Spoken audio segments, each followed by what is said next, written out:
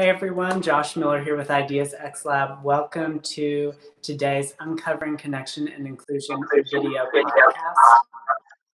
We are really excited to be joined by Molly Jett today. And before I bring her up on screen, just want to re-ground us in why we're having these conversations. This whole video podcast series is designed to bring together our networks from creatives, from public health, from the business sector, all coming together to think about how we have courageous conversations as we think about the future of inclusion, connection, and our evolving and aligning and our evolving values and vision as we head into ever-changing times. So today's guest is Molly Jett. She is about to graduate from Bellarmine University. She is a 2020 Kentucky Derby Festival Princess and was recently became a member of the team at WHAS 11. So Molly, give me just one moment and I'm going to get you up on the screen. Welcome to the Uncovering Video podcast. Hi, how are you today? I am doing really great and I'm excited to be able to reconnect, even though we got to have a conversation last week and to hear from kind of what you're experiencing and going through right now. Yes, thank you for having me. I'm happy to be here, and I think this is really neat that we can carry this through during this time. I am too. It's really given me a lot of oxygen to be able to connect with different people as an extrovert and to have these different conversations and just to see how people are experiencing the world right now and thinking about that and adapting. So that leads us to my first question, which is one of my favorites as I'm talking to different people, and that is what for you as an individual gives you oxygen in your life and in work? Sure. The one thing that gives me the most oxygen is just being with other people and having that community feel. But of course, right now we're all at home. So I would say it's mostly just being able to connect through ways like this, through video, FaceTiming, texting people, and even social media. So people give me oxygen in my work, and then my community gives me oxygen in my life. I'm very blessed to be surrounded with such great people and to live in such a wonderful city as Louisville. I couldn't agree with you more, and I think that being in Louisville and the different relationships here, even being able to connect with you through Bellarmine and all these different channels, really gives us a great way to reflect and to kind of share that energy and way of being with each other. Oh, yeah. And I love that Bellarmine has still been very communicative with all of our students, even me being a 2020 graduate in the May or upcoming graduate alum. They've been very helpful with helping us transition on the online courses and still keeping up with us, just making sure that we're mentally okay and that we're registered for next year's courses if we were to do that. So since we've brought up the topic of Bellarmine and knowing that so many different people, whether it's high school, whether it's college, with graduation and a lot of those festivities being postponed or taken virtual, can you talk a little bit about how that's personally impacting you, how you all are staying connected, and kind of what that experience has been like? Of course. Well, you already mentioned briefly that I am a 2020 Kentucky Derby Festival Royal Court Princess. So during April and May, that is the most exciting, most busy time in that role. So I will say when those events fell through and when we're postponed till August, it was disappointing, but also exciting to know that we still have it to look forward to, and that ties into my schoolwork because I had planned all of my schoolwork in the front end of the semester so that it could be available more for my Kentucky Derby exciting festivities in the end of the semester. So personally, all this has impacted me in a way that I never would have foreseen. The Derby events have never been canceled in so long that you just don't think that that's the last thing that you would think would happen in your senior year. So I mean, it's disappointing, but there's bigger problems in the world and everyone's being impacted. So I can't take it too personally. So other people have it a little bit worse. So I'm thankful to be a part of it and to have Bellarmine staying with students, such as me being involved in Student Government Association. We still Zoom. We do meetings. We did a meeting last week where we just played a fun game called Kahoot online and just did questions about each other. We still talk in group me's. We talk on Facebook groups. So everyone's still there, everyone just in a different way. So yeah. And one of the things that it's been really interesting to see is how people are expressing those experiences through artwork, through the way they're documenting things. You mentioned a variety of platforms that you all are staying connected through. And it really just exemplifies that while things may evolve and be outside of our control, there's a lot that we can do to still celebrate together and still stay connected to honor those experiences that we've had and what we've been through over multiple years like you all have. Of course. There's even some of my friends that have been journaling more throughout the day. I know myself, I changed my capstone paper. My entire topic has switched to how the pandemic affects all of us in today's world, especially in the media. So, I mean, it's just been interesting, but I think people have found their new routine. As you were or are working on your capstone piece on that experience, was there anything that popped out to you either as a reflection or a learning that you think other people could benefit from having reiterated or reflected back to them? I would just say that out of all the research that I've been doing with journalism, I just think in all industries that you could be working in, you just have to remember to stay open-minded and just to kind of go with the flow, because at this point no one knows what's going to happen and no one knows exactly what to do, because it's the first time in about 100 years since this has happened. So you just have to be patient with yourself and just go with the flow and keep going. So that's my one bit of advice when it comes to work industries. So I know that it was just within the past few weeks, I think I saw first a post on LinkedIn or on Facebook, one of those, where you were sharing that you had joined the WHAS 11 team. So can you talk a little bit about, this is a very transitional point of life for you. And so what is it like to start a position right now, and how have you kind of stepped into that role, and what is the role of COVID-19 been in shaping what that's been like so far? Of course. Well, I'll just rewind a little bit before I get to that, but I've always wanted to be a part of journalism, whether that was in a local newsroom or even writing all the time. I used to work for a magazine company in Shanghai, China. So I reached out to my network back in 2018, was fishing around for an internship, and then was blessed to become a news intern for WHAS 11 in 2018 that summer. So that was really neat, just to see how it worked, learn the lingo, the jargon, just be able to be a part of the processes. And then when it came time this year with the coronavirus, I wanted to get back into the newsroom because journalism is constantly evolving, especially broadcast journalism. And I just thought it would be a great opportunity to learn and just see how all this is going on as it's happening. It's a part of history. So I reached out to some of my old colleagues and just said, hey, I am about to graduate. I would love to be a part of your team again. Is there any way that I can help you all? I know that you all are being pulled every which way to all these news conferences, you name it. And they said, yes, we would love to have you. Let's see how we can make this work. And then eventually, a few weeks later, I got through the hiring process again, and they added me on as a part-time temporary associate producer. So as my role, I went in, I grabbed more of my equipment from the team at the actual physical news station. And then with all the safety precautions that we've been speaking about, well, we're going to live by them. So they sent the whole news team home to work remotely. So that was interesting just because that's never been done before. And I will say from a personal perspective, it was really interesting to do that and have seen what it was like before this has happened.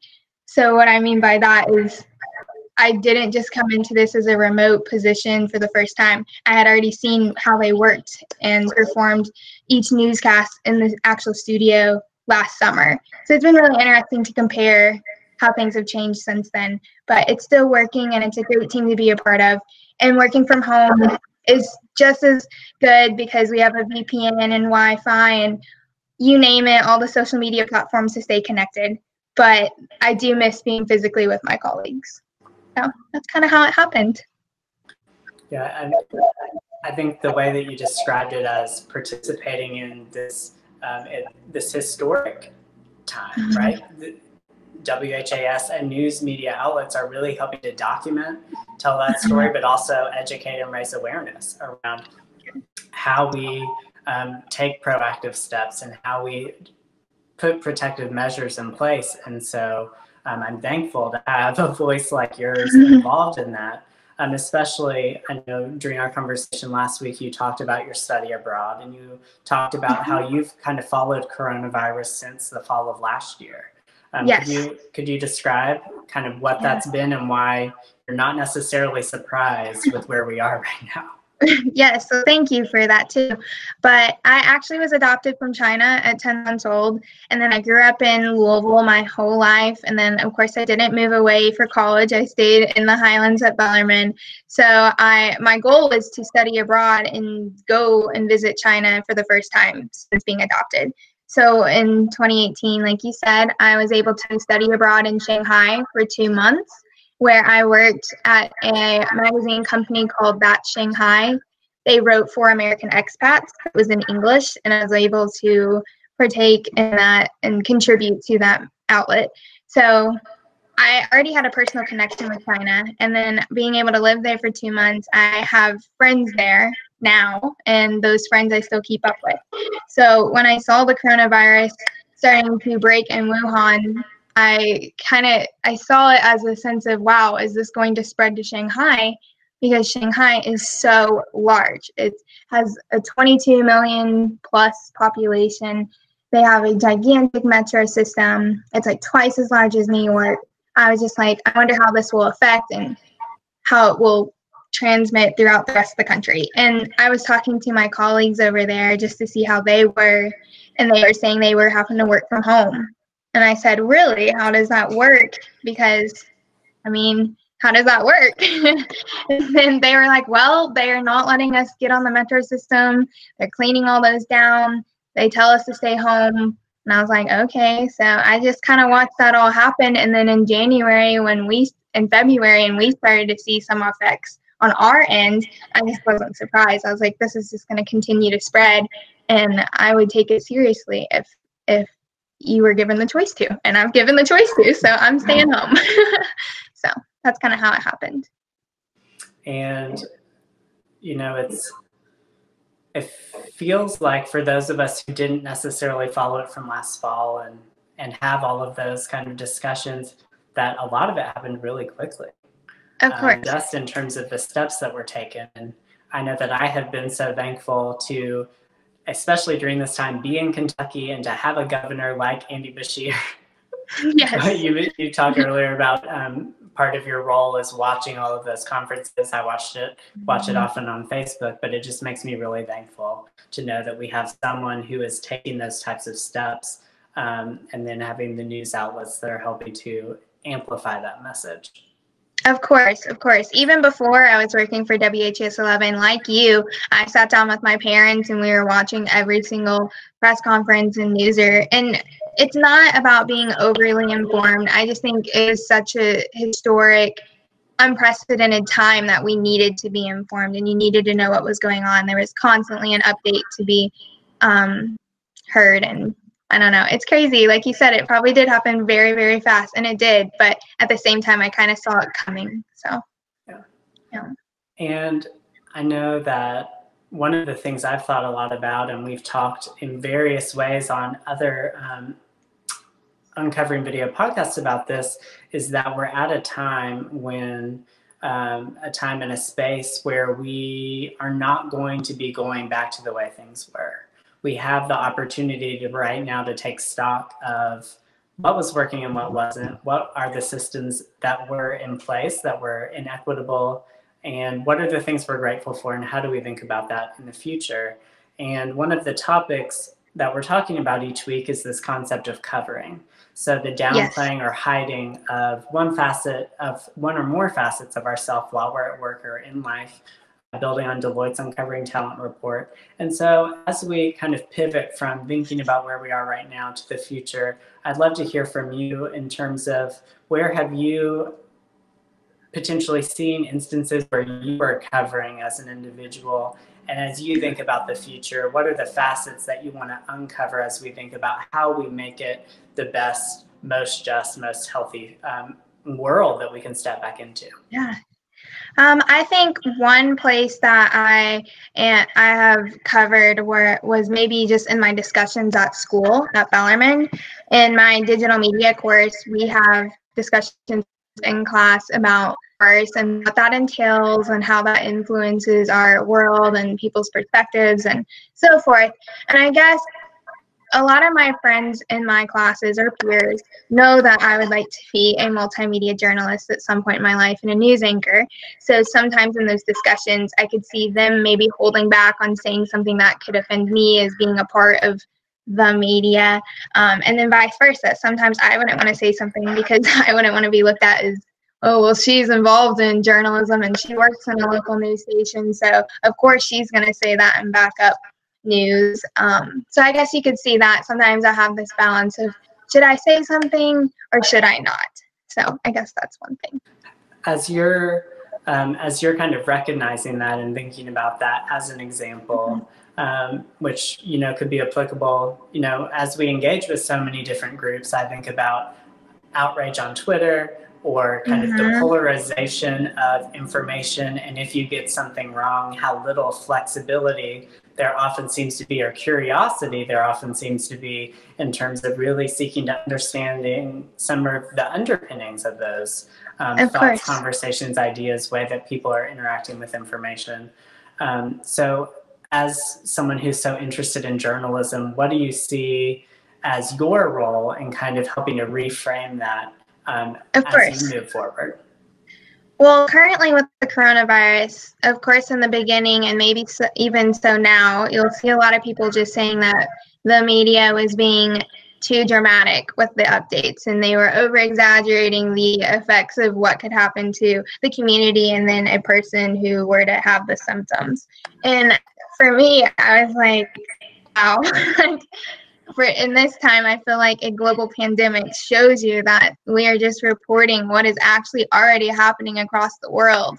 And if you expand your view outside of the current state or county that you're in, you will see that it has already impacted so many people and that you can trust the media, especially in this sense. And while the media or journalists have made mistakes, they usually will try to fix those and communicate that they made a mistake. But it bothers me when people lump an entire media into fake reporting or incorrect reporting. So that's kind of, but I guess now as I see that, I try not to get into social media and respond to people because it's just hard to be able to talk to people that way. And I don't know, it's mostly just talking to my friends personally, like I am with you right now, Josh, is just talking to you one-on-one versus in front of an entire platform texting. So I don't know. Yeah, it's really been interesting. You know, I have on my phone, it does the screen time counting, and it actually counts like how much of it is social media time. And I know that I've seen that number go up over the past few weeks. And so trying to strike that balance of, you know, how much is good in terms of connecting people, but where do you draw that line in terms of respecting your mental health and kind of giving yourself a break? Of course. And that's the other thing with being involved with journalism right now and broadcast journalism and constantly feeding yourself with updates to be in the know and being able to report on it. Sometimes it can get overwhelming and exhausting. So on your off days, you might be able to step back and breathe a little bit and then come back. But I do know that some reporters, even that, if they step away from it for even a couple of days, when they come back there Monday, then being able to not know what happened those days can set them back with trying to start their week, because it's like, oh, did we report on this? What angle did we report on? Oh, you already did that? Okay, can I do it now? So I mean, it is a balance, but like you said, I'm very thankful to be in a world where we are being informed. Just to switch topics just a little bit, one of the things you reflected on was having time with family during this time, and also the fact that your distance boyfriend has now moved back to town, but you're still more or less at a distance. So how are you kind of thinking or making sense of and connecting with different individuals through various platforms right now? And what are the practices that you found kind of getting back to where's the harmony that's best for us? What are the ones that are best for you right now? Of course. Well, I've been a commuter all 4 years at Bellarmine, but I've been highly involved throughout those 4 years, and I was always doing something. So it wasn't like I was home all the time. I was basically coming home to sleep and then leave, and come back and leave. So I guess during this time, it's been a blessing to be able to just bond with my mom and my dad, and then also my younger sister, just because we weren't able to before. I mean, even if you plan a weekend to spend some time with each other, it's not like 4 weeks with each other. Yeah. So my sister came home from Transylvania. It was her first year, so she's back. Of course, and then my dad and my mom, they're here, and they're both working here, and then I'm working here. So it's been interesting, but we've pulled out puzzles. We've had a little campfire in the backyard. We've watched movies together. We watched Crazy Rich Asians just because that's always a fun one. And we're just finding different ways to just spend time and balance this new life together.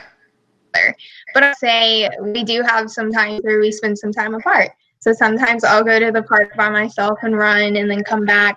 Or my sister will run and maybe go get Dunkin's coffee and come back, or vice versa, because sometimes you do need to be separate. But like you said, with my boyfriend, Jack and I have been in a long distance relationship for the last 4 years.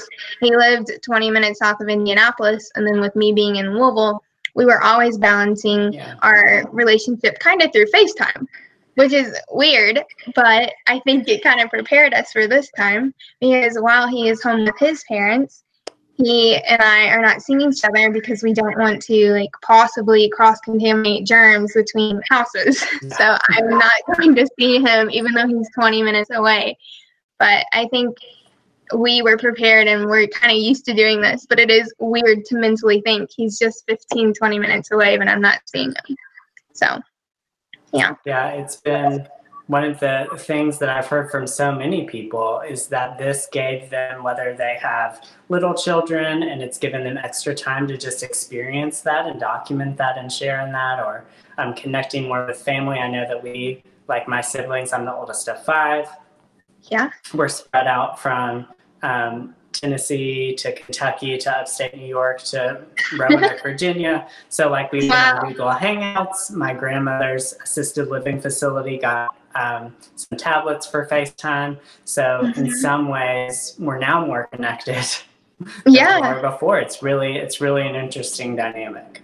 It really is. And you mentioned your grandparents, and with mine, but they're both in town about 20, 30 minutes away from my house. But even then, I don't want to go visit them and possibly spread germs. So we have been talking on the phone and FaceTiming, and that's been fun and interesting too, because it feels like you are a little bit more connected because you have the time to do that, and you're also thinking I should call them versus doing your day-to-day busy activities.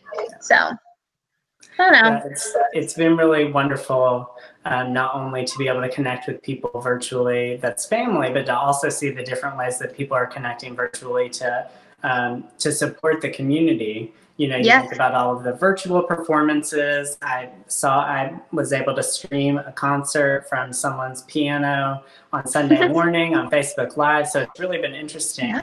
And Dolly Parton started doing a book reading series. And I noticed that the Kentucky Derby Festival princesses, you all are also going to be doing one. Can you talk a little bit about, with Derby being moved to September, how you all are staying connected and the types of outreach that you're doing to keep that momentum and excitement going?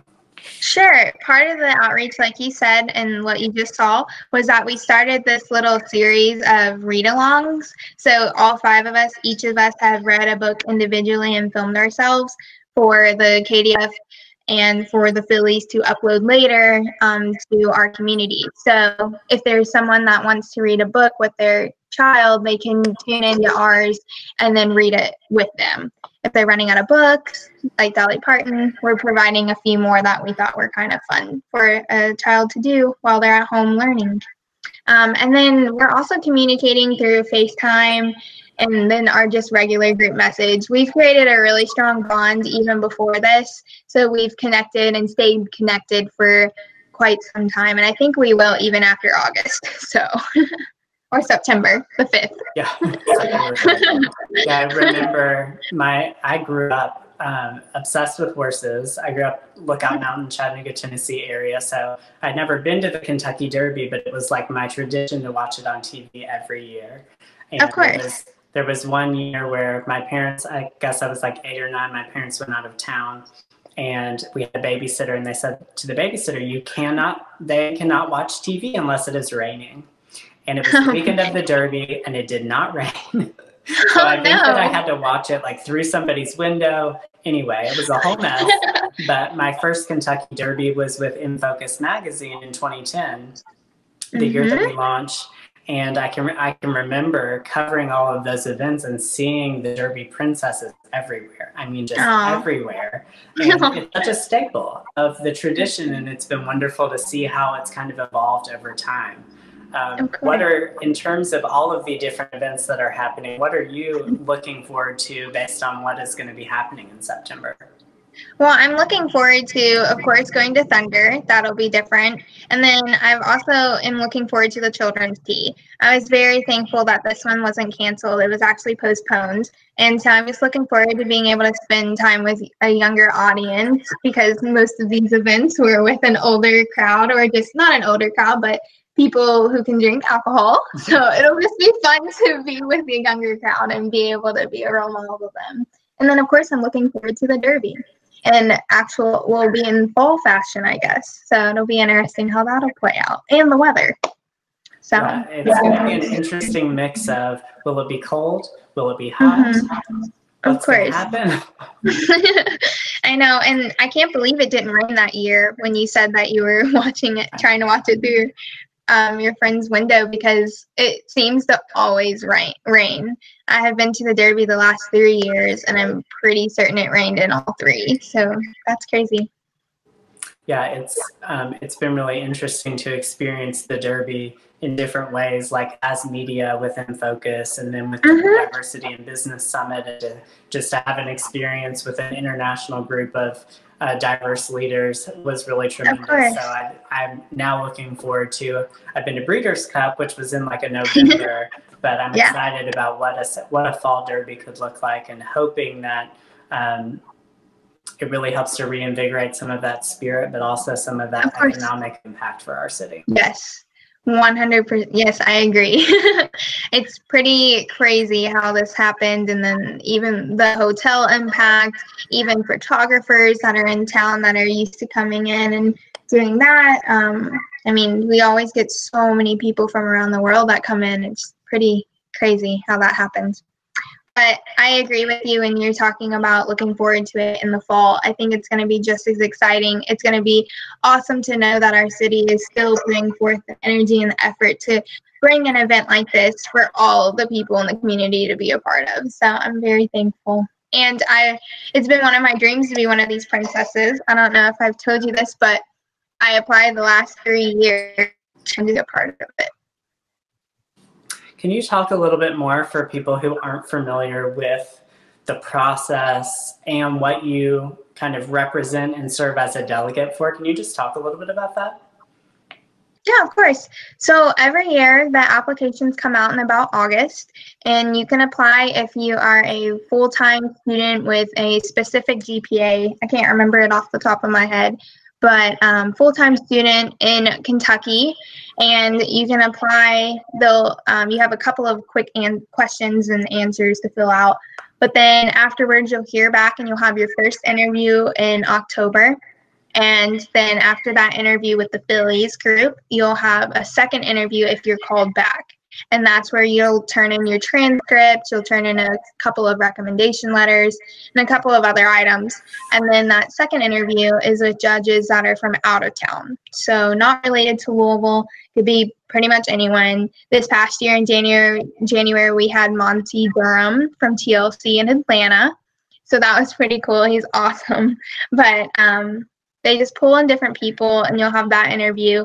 And then within a few hours, you'll get a call back and then see if you're part of the 2020 or your year's royal court. And then the following day, you'll have a press conference, and you'll spend the night in the Galt House with the other 4 girls and your Derby moms or princess moms. And then you'll just start the rest of the season together. So, yeah, it's a fast turnaround.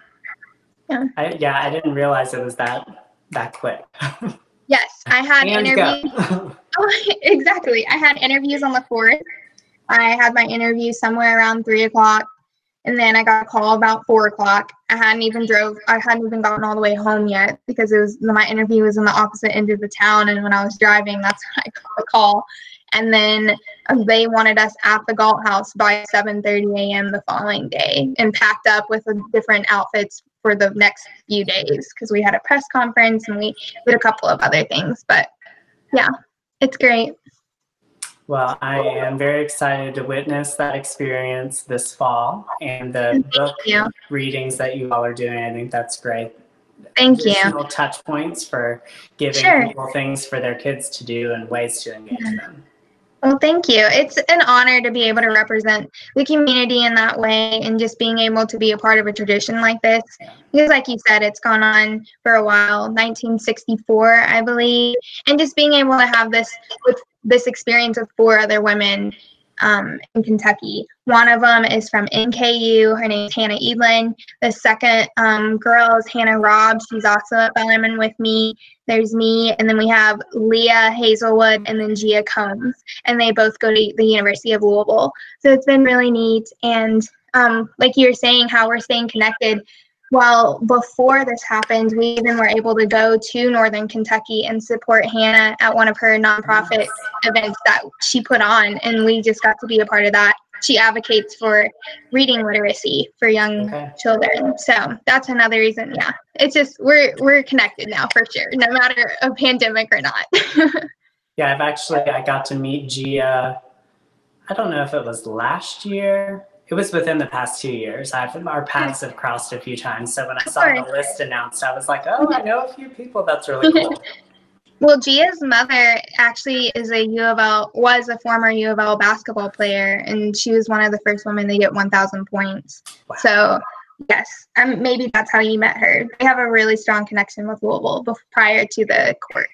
That's really cool. Mm-hmm. Yeah. Well, and I really appreciate sharing. As we kind of head towards the culmination of our time together, are there, whether it's during the pandemic or before, different lessons that you have learned or different practices you've adopted that you'd like to share out with other people in terms of things they can consider either customizing for themselves or just kind of questions to put out for them to reflect on? Of course. Well, one thing that I try to do is just try to stay busy. So whether that's getting up and then starting my day with a walk or a run out in the neighborhood or at a park, and then coming back, being able to exercise in the basement, whether that's an online class that's being streamed right now or just Hype Fitness is the one that I use. But staying in a routine of exercising, and just that in itself gives me a sense of, oh, I'm in control and I'm able to do something for me. And then after that, I'll go and help my parents. We've been doing different home projects around the house. We've cleaned out our flower beds already. We've got all that ready. So hopefully the warm weather comes back. And then once these helicopters fall, we'll throw down some more mulch. But just keeping busy, and then staying in the loop with my friends through texting and asking how they are. But just not isolating myself too much. So I think it's important to be able to still communicate with your friends. And then just working on my homework and helping with WHAS 11. So surprisingly, I've stayed pretty busy during this time at home, but it's a different kind of busy. So. You only have a few things to juggle. Graduation coming up and a job. So nice way to keep yourself occupied. Yes, I know. Today is Tuesday, and in 2 weeks, that'll be my last final for undergrad. So it's pretty unreal that this is happening. But I'm looking forward to graduating in December. We've postponed ours to December 19th. Okay. Well, that is very exciting. And yes. I don't know if you've used Marco Polo at all. It's a video messaging app. But just like you said, like, how do you find different ways to stay connected to people? So important. Of course. And even being able to do that as if nothing was happening. I mean, I've been talking to my cousins in California. I just recently talked to a couple of my friends in High Point, North Carolina. It just depends. Like, being able to connect and stay connected with people through this technology really is a blessing, because with the Spanish flu, they didn't have this technology, so I can't imagine. Yeah, I was talking to Rachel Platt from the Fraser Museum recently. Yeah, she's great. They just launched a coronavirus capsule on their website that people can contribute to. But she brought up a similar point of, in past pandemics, there's not the full scope of documentation for us to look back at and truly understand what all different people were experiencing and how they were capturing that. And so it'll be very interesting in the next year and beyond, just to see how many different ways that people are doing that, the way they're capturing the stories, and then how we can share that information with future generations so that they can learn from it and just understand what this experience was like.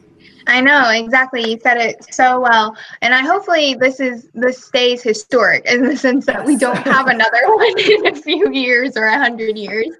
But I can agree that we are very fortunate to be able to document it the way that we are and stay connected the way that we are, because we're simply being asked to just stay home. Nothing too crazy, but just to stay home and keep your community safer. But and fun fact, Rachel Platt was actually the first person that I ever shadowed in Louisville at a news station. It was back in 2016 or 17. I know. Her husband, Gary Fogel, is one of my professors at Bellarmine. Okay. And that's kind of how my passion for journalism kind of started. So Rachel and WHS 11, I'm kind of biased, but they're my favorite. So, yeah. Just a reminder of how interconnected everything is. Yes, there's so many connections in Louisville. I love Louisville so much. We have so much to offer. And the other thing I'm looking forward to seeing is our FC stadium being used eventually in Butchertown. So, yeah. Well, that wraps up our time for today. Is there anything else you'd like to share before I close this out? No, but thank you so much for having me and letting me be a part of this conversation. And I hope that you have a great rest of your pandemic journey. And we'll stay in touch. Absolutely. Thanks, Molly. Glad to speak with you today. Thanks, Josh. All right, everyone. Well, thank you for tuning in to Ideas xLab's Uncovering Connection and Inclusion video podcast, powered by Switcher Studio and supported by Manning Clay. I really enjoyed today's conversation with Molly Jett, and am looking forward to engaging with Christina Newman-Scott of Brick in Brooklyn on Thursday at noon Eastern Standard Time. So you can watch past discussions of the Uncovering Video podcast at ideasxlab.com/uncovering, and join us on Facebook.com/ideasxlab for our next discussion on Thursday. I hope you all have a great afternoon, and we will see you soon.